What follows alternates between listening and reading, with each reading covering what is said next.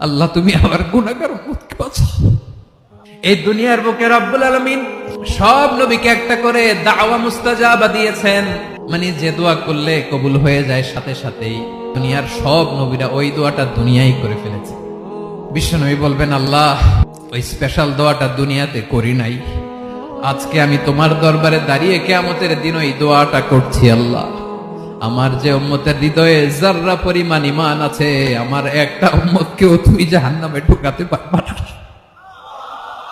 বিশ্বনবী পাগলের মতো একবার হাউজে কাউসারে যাবেন, একবার সিরাতে যাবেন, একবার পুলসিরাতের দিকে, একবার হাউজে কাউসারের দিকে পাগলের মতো দৌড়াতে থাকবেন, তার কোন গুনাহগার উম্মত যাতে জাহান্নামে ঢুকে না যায়।